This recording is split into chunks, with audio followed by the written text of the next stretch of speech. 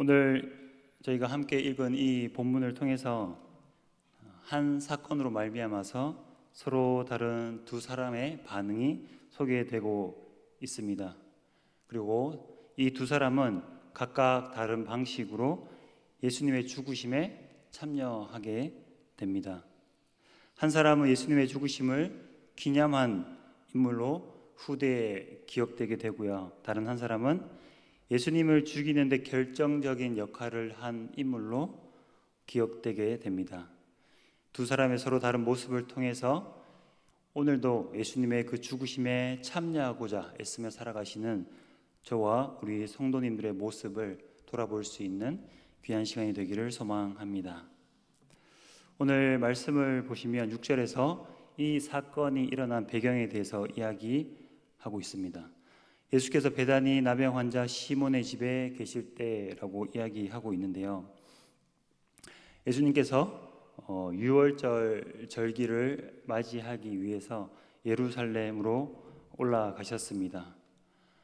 예수님께서 예루살렘으로 올라가신 것은 이제 자신의 공생의 사역의 마지막에 그 십자가 사역의 그 마지막에 예수님의 그 십자가 사역을 감당하시기 위해서 예루살렘으로 올라가셨습니다. 6월절에 그 어린 양으로 세상의 모든 사람들의 죄를 대신해서 죽으신 그 대속제물로 그 어린 양으로서 십자가에서 죽으시기 위해서 예루살렘으로 올라가시게 된 것입니다. 특별히 예수님께서 예루살렘에 계실 때 베다니라는 곳에서 머물게 되시는데요. 마가복음 21장 17절을 보시면 예수님께서 성전 청결 사건 이후에 이 베단이라는 동네에서 머무셨다고 마태는 우리에게 이야기해주고 계십니다.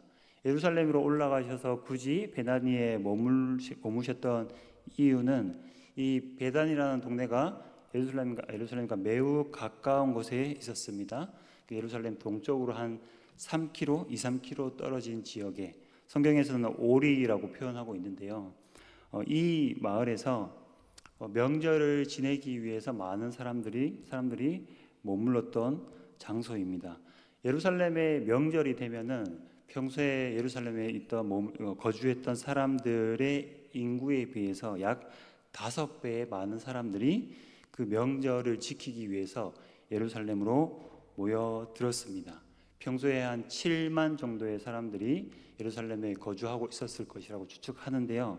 명절이 되면 거의 20만에서 30만의 많은 사람들이 모여들었기 때문에 그 유대인의 명절에 예루살렘은 항상 많은 사람들로 붐볐기 때문에 멀리서 온 여행객들 혹은 순례객들은 가까운 베다니, 벳박의 이런 동네에 머물면서 명절을 준비하곤 하였습니다.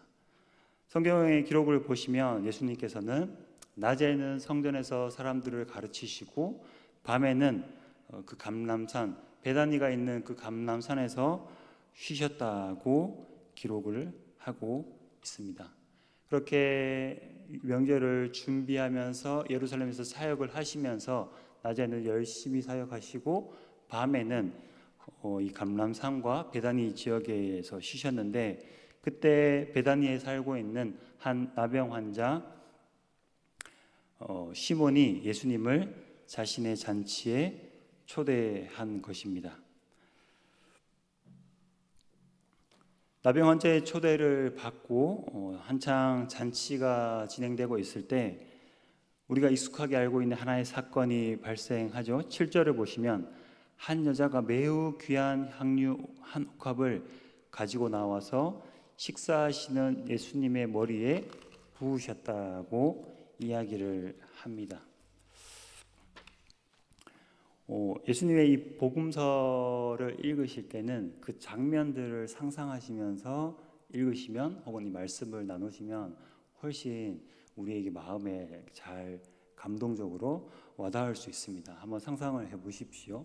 그 나병 환자 시몬의 집에 예수님이 초대받았습니다. 그 가족들이 있었을 것이고요. 또 함께 초대한 여러 손님들이 있었을 것입니다. 그리고 예수님과 함께 항상 함께 하였던 그 12 제자가 함께 있었겠죠.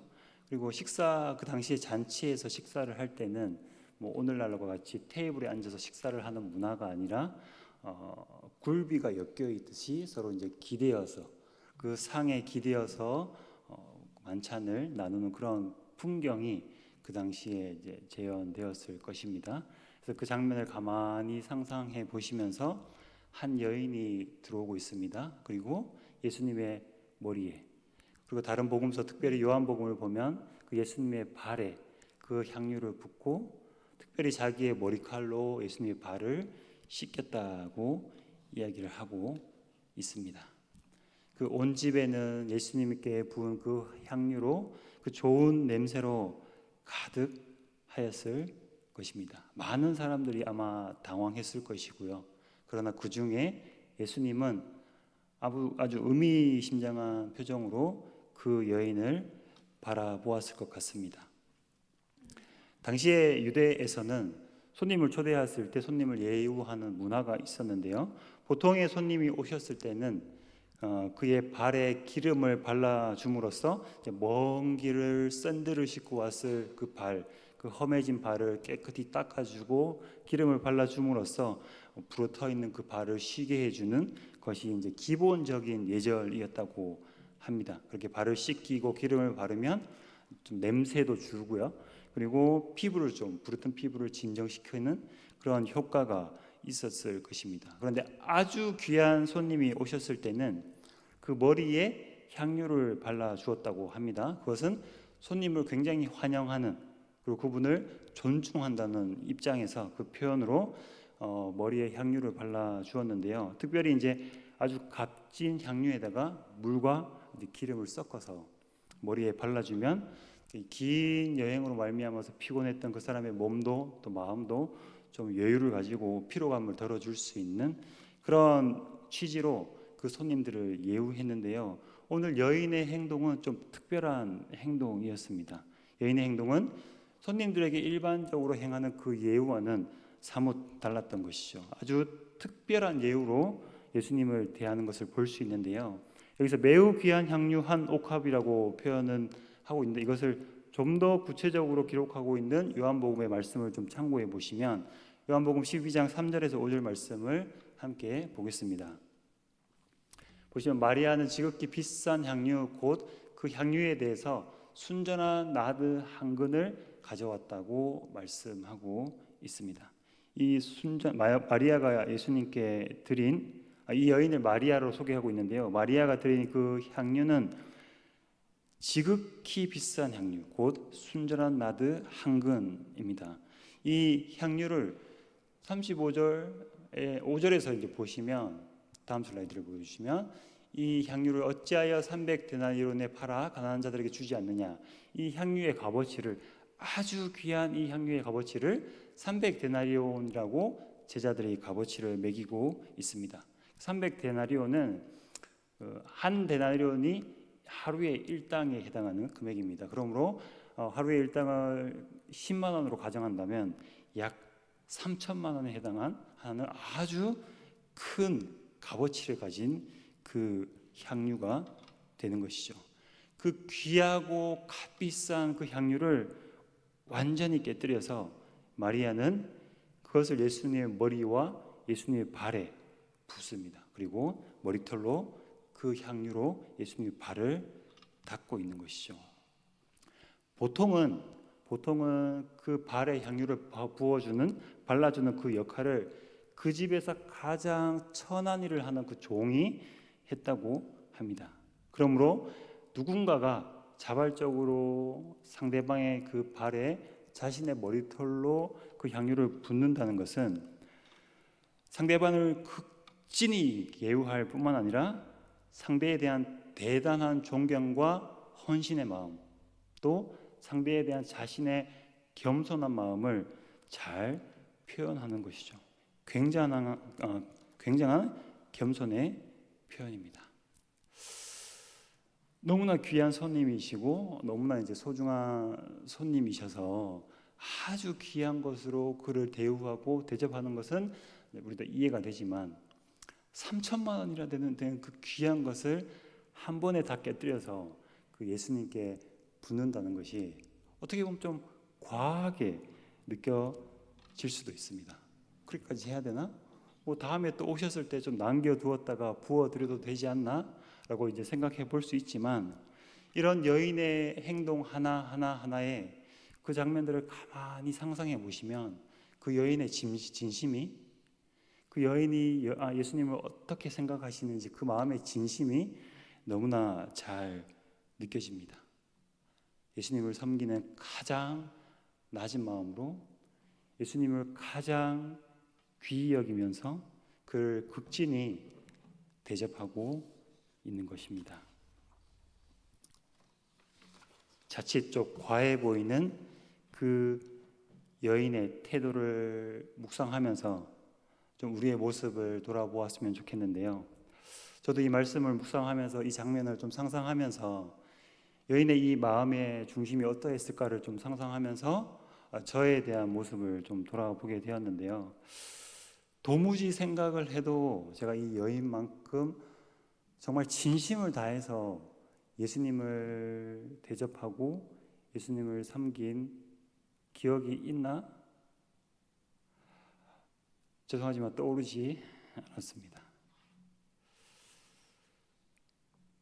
목사로서 사역을 하고 성도님들을 섬기고 말과 행동으로서 주님을 섬긴다고 말하고 드러내고 있지만, 사실은 그 마음속에 예수님을 섬기기보다는 겸손함으로 주님을 섬기기보다는 사실은 나 자신을 위해서 그 일들을 감당하고 그 말들을 해왔던 저의 모습을 좀 돌아보게 되었습니다. 오히려 예수님께 인색하기 바빴던 것 같습니다. 왜냐하면 저 스스로 저의 안정을 지켜야 되었기 때문에, 혹은 사람들에게 인정을 받으면서 저의 존재를 안전하게 지켜야 했기 때문에 저 자신에게 쓰는 많은 시간과 에너지와 감정과 또 관계들을 오히려 예수님께는 쓰지 못했던 것을 돌아보게 되었습니다. 비근한 예로 제가 이제 수산교회에 오게 되면서 여러 가지 상황이 바뀌고 환경도 바뀌고 저의 삶의 형편들이 바뀌다 보니까 저의 어떤 기도 생활이나 이런 것들의 신앙생활의 흐름을 잘 이제 세워가야 되는데, 최근에 새벽 기도와 또 양육반 모임을 통해서 우리가 습관적으로 기도를 해야 된다는 것을 많이 이제 이야기하게 되었습니다. 그래서 제가 지금 어떻게 기도 생활을 하고 있는지를 좀 돌아보게 되었는데요. 주님께 기도를 안 하더라고요. 새벽 기도 때는 열심히 하지만 주님께 드리는 그 기도의 시간을 제가 저를 위해서 쓰고 있었던 모습을 좀 발견하게 되었습니다. 그 기도하는 시간조차 아까워하던, 나의 만족을 위해서 아까워하던 제 모습을 발견하면서 오늘 이 여인의 모습을 보면서 우리 성도님들은 어떤 생각이 드십니까? 그렇게 진심을 다해서, 어쩌면 좀 과하다 싶을 만큼 최선을 다해서 예수님을 섬긴 기억들이 떠오르십니까? 아니면 반대로 저와 같이 우리의 자신을 위해서 예수님에 대해서 인색했던 그런 모습들이 떠오르시지는 않습니까?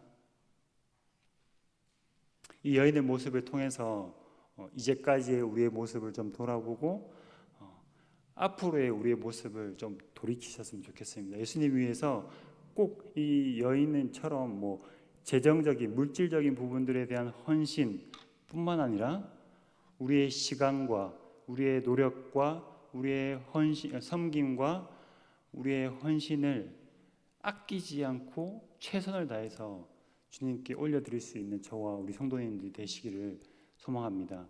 이 고난주간의 기간이, 또 이 부활의 기간이 우리가 돌이킬 수 있는 아주 좋은 기회가 될 수 있을 것이라고 생각합니다. 그래서 계속되는 주일 새벽 기도의 말씀을 통해서 또 이 고난주간의 이 기사들을 통해서 주님께 아낌없이 드리는 저와 여러분들이 되시기를 소망합니다. 그래서 계속해서 여인의 이 행동에 대한 사람들의 반응을 좀 살펴보면은요, 8절과 9절을 보시면 제자들이 굉장히 이제 붕괴하죠. 여인의 그 낭비를 나무라고 있습니다.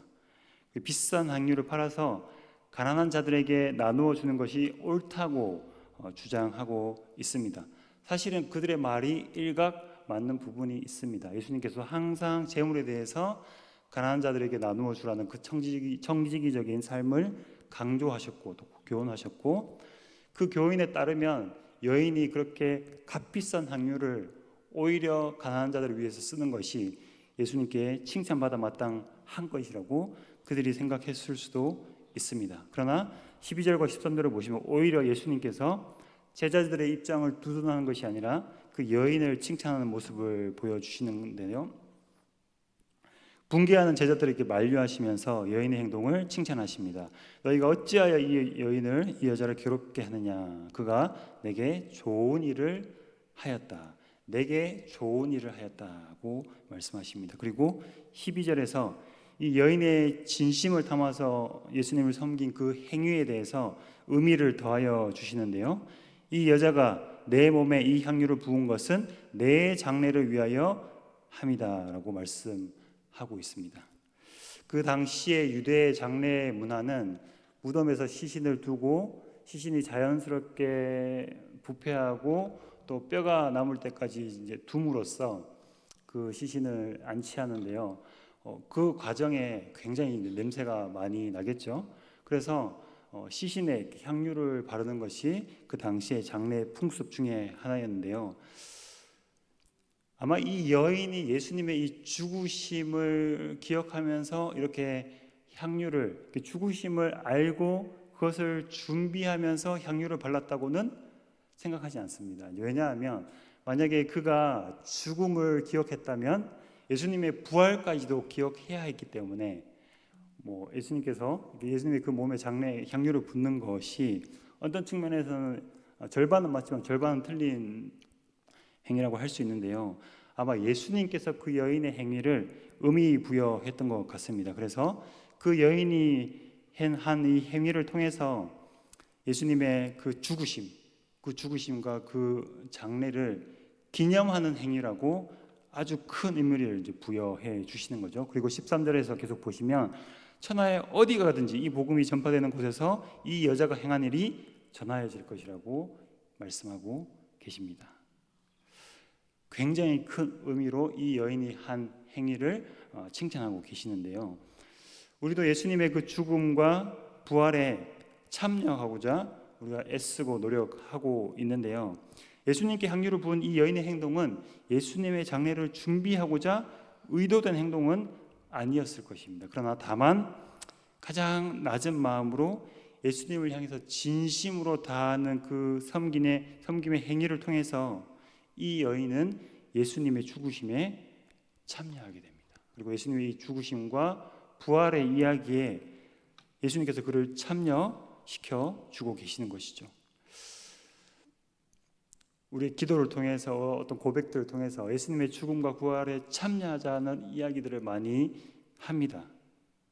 그러나 그 죽으심과 부활에 동참하고자 어떤 그럴듯한 계획을 세우고 거창한 일을 계획하면서 내가 감당하지 못할 그 일들을 계획하면서 무언가 이루어 가려 하기보다 이 여인의 행동처럼 진심을 다한 그 겸손한 행동이 예수님의 부활에 우리를 참여시키는 것을 우리가 오늘 말씀을 통해서 볼 수 있습니다. 시편 131편을 한번 보여주시겠습니까? 시편 131편에서 제가 평소에 좋아하는 시편 구절인데요, 여호와여 내 마음이 교만하지 아니하고 내 눈이 오만하지 아니하오며 내가 큰 일과 감당하지 못할 놀라운 일을 하려고 힘쓰지 아니하나이다. 예수님의 죽음과 부활을 기억하고 그 일에 참여하는 것 너무나 중요한 일이죠. 근데 그것을 위해서 우리가 무언가 거창한 그럴듯한 계획을 가지고 그것을 애써 참여하려 하기보다, 그 다음 슬라이드를 계속 보여주시면 실로 내가 내 영혼으로 고해하여 평온하게 하기를 젖된 아이가 그의 어머니 품에 있음 같게 하였나니 내 영혼이 젖된 아이와 같도다. 다음을 보여주시면 이스라엘아 지금부터 영원까지 여호와를 바랄지어다. 어떤 구체적인 계획과 거창한 목표를 가지고 무언가 예수님의 죽으심과 부활에 참여하고자 애쓰는 그 노력도 중요하지만 더 중요한 것은 우리의 마음속에 있는 그 진심을 다해서 겸손한 마음으로 여호와 하나님을 바라고 의지하는 마음으로 한 그 작은 행동 하나가 우리로 하여금 그 예수님의 죽음과 부활에 참여하게 되는 것입니다. 또한 그 행동에 예수님께서 우리를 죽음과 그 죽으심과 부활에 참여시키시는 것이죠. 그러므로 우리의 마음에 먼저 하나님 앞에 그 겸손한 마음과 하나님을 철저히 의지하는 그런 마음과 하나님의 그 은혜와 사랑을 깊이 기억하는 그 마음으로 우리의 주어진 작은 일 하나하나에 최선을 다할 때 그 예수님의 죽으심과 부활에 우리가 참여할 수 있을 것입니다. 또 계속해서 이 사건을 통해서 또 다른 방식으로 예수님의 죽으심에 참여하는 자가 있는데요. 오늘 본문에서 여인의 이 행동에 굉장히 분개했던 제자들의 이야기가 나옵니다. 이 분개한 제자들에 대해서 사도 요한은 좀 더 구체적으로 그가 가롯 유다라는 이야기를 우리에게 들려주고 있습니다. 요한복음 12장 4절 5절을 한번 보여주시면 제자 중 하나로서 예수를 잡아줄 가롯 유다가 말하되 이 향유를 어찌하여 300데나리온에 팔아 가난한 자들에게 주지 아니하였느냐라고 말하면서 그 분개했던 여인의 행동에 분개했던 제자 중에 유력한 자가 가롯 유다라는 것을 우리에게 가르쳐 주고 있습니다. 그리고 이 분개한 가롯 유다가 이 일 후에 예수님을 배반하게 됩니다. 14절에서 16절을 보시면 가룟 유다가 대제사장을 찾아가서 예수님을 넘겨주기로 약속하고 그 예수님을 넘겨줌으로 나에게 무엇을 주겠느냐 요구를 하며 결국 예수님께서 예수님을 은30에 달아 넘겨주고 예수님을 넘겨줄 기회를 찾게 됩니다. 그 은30이라는 것은 출애굽기와 스가랴의 말씀을 통해서 은30의 의미를 알 수 있는데요. 출애굽기에서는 당시 이제 종이 죽임을 당했을 때 대가를 지불하는 그 금액이 은30이었습니다. 그리고 스가랴의 말씀에서는 예언의 말씀인데요. 메시아에 대한 예언의 말씀인데 자기 양떼에게 거절당하는 그 목자, 그 메시아에게 치러지는 값이 은30이 그 품삯이 은30이었습니다. 그러므로 자기 백성에게 거절당하여서 종으로 비참하게 죽임을 당하는 그 예수님의 삭시 은30이 되는 것이죠. 이렇게 가룟 유다는 예수님을 은30에 팔아넘김으로써 예수님의 죽음에 결정적인 기여를 하고 예수님의 죽으심에 부정적으로 참여하게 되는데요. 사도 요한이 주목하는 유다의 배신, 유다가 예수님을 배반한 그 이유는 돈에 대한 욕심이었다고 이야기해 주고 있습니다. 요한복음 12장 6절 말씀을 보여주시면 그가 이렇게 말함은 가난한 자들을 생각함이 아니고 그는 도둑이라 돈꾀를 맞고 거기 넣는 것을 훔쳐감이라 라고 이야기하고 있습니다. 유다는 예수님의 사역 그룹에서 제자 공동체에서 제장을 맡은 회계 담당자였던 것 같습니다. 그런 그가 9절에서 명분은 가난한 자를 구제하지 않는다고 여인에게 분개하였지만 그러나 결국 사도 요한의 고발에 의하면 그 돈을 훔쳐갈 욕심으로 예수님을 배반하였다고 이야기하고 있습니다. 그러나 오늘 본문에서 마태는 조금 다른 이유로 그 유다의 배반을 주목하고 있는데요. 오늘 본문의 안문맥을 보시면 1절에서 5절 말씀에서 그 종교 지도자들이 예수님을 잡을 흉계를 꾸미고 있다라고 이야기를 합니다. 그리고 오늘 저희가 함께 읽었던 그 향유 부은 여인의 뒤에 나오는 문맥 14절 16절에서는 예수님을 잡을 흉계를 완성시키는 그 가룟 유다의 역할이 등장하고 있습니다. 사실 그 이 향유분 여인의 이야기를 빼면 대제사장들의 그 모의와 가룟 유다의 배반이 주제적으로 연결되어 있는 것이죠. 그 사이에 마태가 의도적으로 이 향유분 여인의 이야기를 끼워 넣어 놓은 것입니다. 그러므로 유다가 예수님에 대한 배반을 실행하기로 결정적으로 결심하게 된 계기가 오늘 이 향유분 여인의 사건이라는 것을 우리가 알 수 있습니다. 그래서 이 유다가 이 여인의 행동을 보고 굉장히 분개하는데요. 분개라는 게 단어의 용례를 좀 찾아보면 일반적으로 우리가 감정이 격해서 화가 났다 이런 감정적인 표현은 조금 다른 표현을 사용합니다. 근데 오늘 여기서 분개했다는 표현은 어떤 감정적으로 굉장히 화가 났다 이런 의미라기보다는 어떤 도덕적인 자기 확신에서 비롯된 강한 분노인데요. 좀 감정적으로 많이 화가 났다라는 것에 집중하는 것이 아니라 그 사람이 왜 분개했는지, 그 사람의 도덕적인 잘못과 그 사람의 어떤 그 잘못된 근거 이유에 초점에 맞추어서 감정을 표현할 때 이 단어를 씁니다. 그러니까 단순히 화가 나서 이 단어를 쓴 것이 아니라 그 사람이 화가 난 이유, 그러면 그 사람이 화가 난 그 근거를 집중할 때 이 단어를 사용하게 되는데요.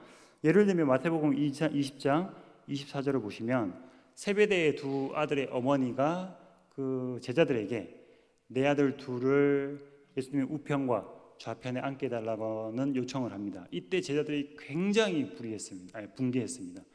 잘못되었다는 것을 이야기하는 거죠. 부도덕하다는 것을 이야기하는 것입니다. 바르지 않다는 것을 이야기하는 것입니다. 그들의 도덕적으로 그들이 잘못되었다는 것을 이야기합니다. 그럼으로써 굉장히 화가 났다는 것을 이야기하는 것이죠. 그래서 유다의 이 분개는 도덕적인 자기 확신에 비롯한 강한 분노입니다. 그 여인의 행동이 잘못되었다는 것입니다. 그리고 그 여인을 두둔하는 예수님도 잘못되었다고 이야기하고 있는 것입니다.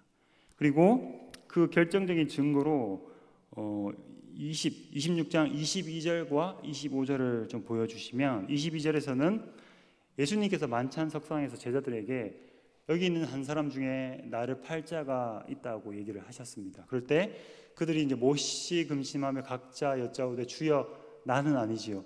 예수님 그 팔 자가 저는 아니지요 라고 이야기를 하였습니다. 그런데 26장 25절에서는 그 유다가 예수님의 그 이야기에서 좀 다르게 표현을 하는데요. 예수를 파는 유다가 대답하여 이르되 랍비여 나는 아니지요. 대답하되 내가 말하였도다. 차이를 느끼셨습니까? 제자들의 표현과 유다의 표현의 차이를 느끼셨습니까? 호칭이 다르죠. 제자들은 주여 나는 아니지요. 그러나 유다는 랍비여 나는 아니지요. 똑같은 문장을 비교해서 호칭을 달리 표현하면서 마태가 이 유다의 입장을, 유다의 마음의 태도를 이야기하고 있는 것입니다. 제자들은 예수님을 주로 메시아로 부르고 있습니다. 그러나 유다는 선생님이라고 부르고 있는 것입니다. 더 이상 유다에게는 이 향유분 여인의 사건 이후로 그는 메시아가 될 수 없습니다. 자신의 교훈과 다른 행보를 보이고 있는 그 가난한 자들에게 그것을 팔아서 구제하지 않는 그 예수님의 모습이 더 이상 유다의 눈에는 메시아로 보여지지 않았던 것입니다.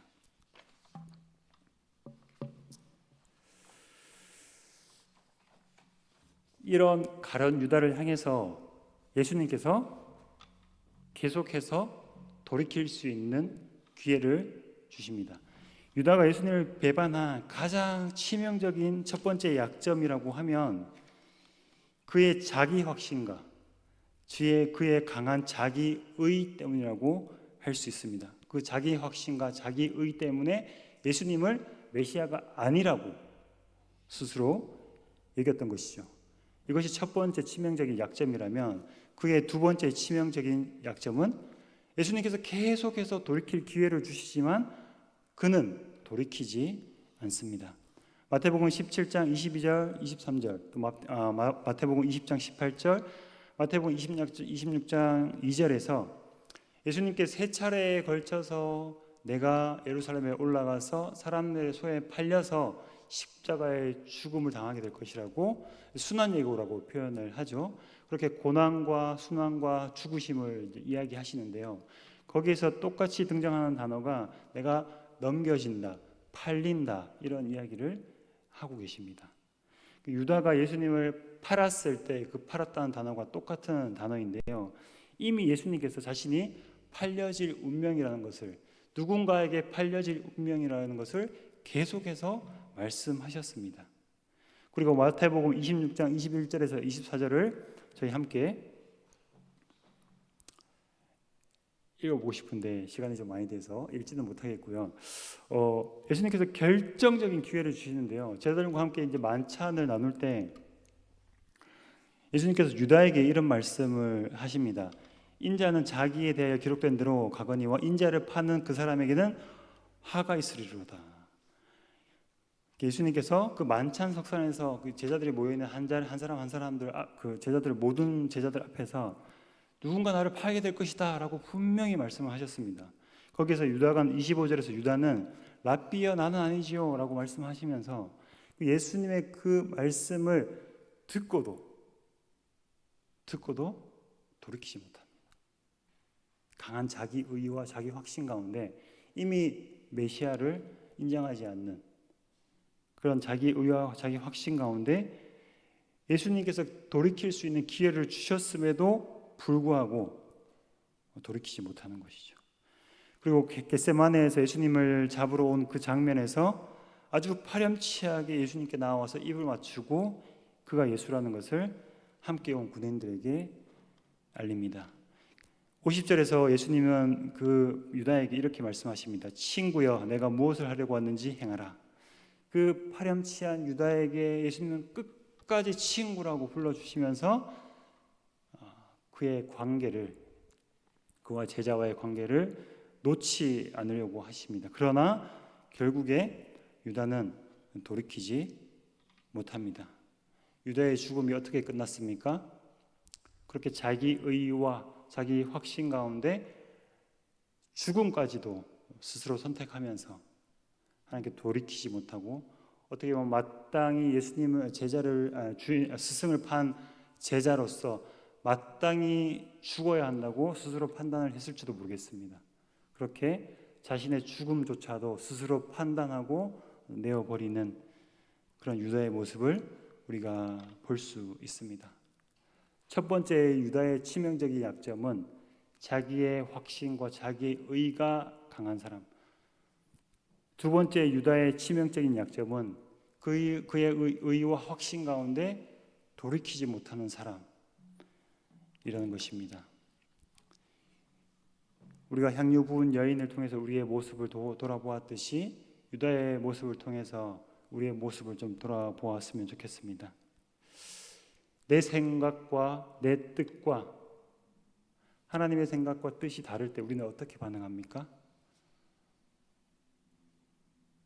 내 생각과 내 뜻과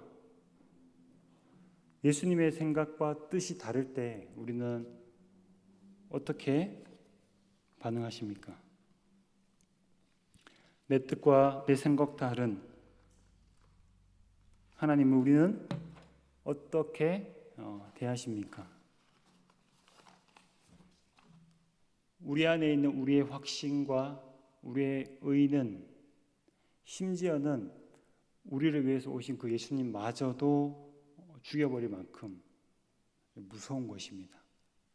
신앙생활을 오래 해왔고 내 안에 가지고 있는 신앙적인 가치관과 내가 스스로 판단하고 있는 그 의와 확신이 때로는 우리가 하나님께 나아가는 것을 방해합니다. 방해하는 것뿐만 아니라 하나님께 나아가는 우리의 길을 막아버릴 수도 있습니다. 고린도서 10장 4절 5절을 한번 함께 볼까요? 고린도서 10장 4절 5절 말씀입니다.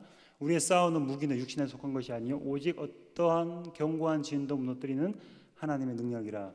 모든 이론을 무너뜨리고 하나님을 아는 것을 대적하는 높아지는 것을 다 무너뜨리고 모든 생각을 사로잡아 그리스도에게 복종하게 하니, 우리 안에 있는 모든 어떤 의와 확신과 경험과 어떤 신념들조차도 모든 것을 사로잡아서 그리스도께 복종시키라고 바울은 이야기하고 있습니다. 늘 말씀 앞에서 우리를 겸손하게 돌아보고 우리의 옳음과 우리의 의를 주장하기보다 말씀 앞에서 우리의 생각과 우리의 마음과 우리의 신념과 우리의 감정들을 맞추어가는, 또한 우리의 경험까지도 말씀 앞에 맞추어가는 그런 노력이 우리에게 필요합니다. 그렇게 끊임없이 우리 자신을 말씀 앞에 맞추어가는 노력이 없다면 결국에는 우리도 유다와 같이 우리의 확신 속에서, 우리의 의 속에서 하나님을 거절하고 하나님을 대적하며 심지어는 하나님께 돌아서지 못하는 그러한 악한 유다와 같은 결과를 맞이할 수 있을 것입니다. 오늘 함께 나눈 이 말씀을 통해서 정말 진심 어린 마음으로 작은 것에 최선을 다해서 주님을 섬긴 이 여인과 높아져 있는 자기의 생각과 의로 예수님을 심지어 죽게 만드는 그러한 유다의 모습을 통해서 우리 자신의 모습을 돌아보며 또 그렇게 돌이키고 회개함으로 나아감으로써 예수님의 그 죽으심과 부활에 참여하는 저와 우리 성도님들이 되시기를 간절히 소망합니다. 이 시간 말씀을 기억하며 잠깐 기도하고 예배를 마쳤으면 좋겠는데요. 이제 우리 자신의 마음속에 있는 그 우리 확신, 우리의 의, 우리의 신념, 우리의 신앙적인 그 경험들, 모든 것들 다 내려놓고 말씀 앞에 복종하고 순종하는 저희가 될 수 있도록 기도해 주시고요. 그리고 작은 것 하나 최선을 다해서 정말 진심을 다해서 예수님을 섬기는 그 여인의 믿음을 쫓아 예수님의 죽으심과 부활에 참여하는 저희가 될 수 있게 달라고 이 시간 말씀을 기억하면서 함께 기도하겠습니다. 사랑이 많으신 주님 감사합니다. 주님, 우리는 연약한 자들입니다. 주님, 오늘도 주님을 의지하며 당신을 의지하며 우리의 경험, 우리의 의, 우리의 확신, 우리의 어떠함을 주장하지 않고 오직 주님을 의지하며 겸손한 마음으로 우리에게 허락된 것을 주님께 맡겨드리는 저희가 될 수 있도록 도와주시옵소서. 내게 허락된 것이 내 것이 아니라 주님의 것임을 고백하며 우리에게 맡겨진 모든 것으로 최선을 다해서 진심으로 주님을 섬길 수 있는 저희가 될 수 있도록 주여 도와주시옵소서. 우리의 연약함을 주님 기억하여 주시고 우리의 작은 그 섬김을 주님 기억하여 주시고 거창한 어떤 우리의 뜻을 세우고자 하는 그런 계획들이 아니라 거창한 어떤 그걸 가지고 뭔가를 이루고자 하는 우리의 욕심이 아니라 정말 겸손한 마음으로 주님을 섬기며 주님 앞에 진정성 있는 삶을 살아갈 수 있는 저희가 될 수 있도록 주님 도와주시옵소서. 그러한 삶을 통해서 예수 그리스도의 죽으심과 부활에 함께 참여하는 저희가 될 수 있도록 주님 은혜를 베풀어 주시옵소서.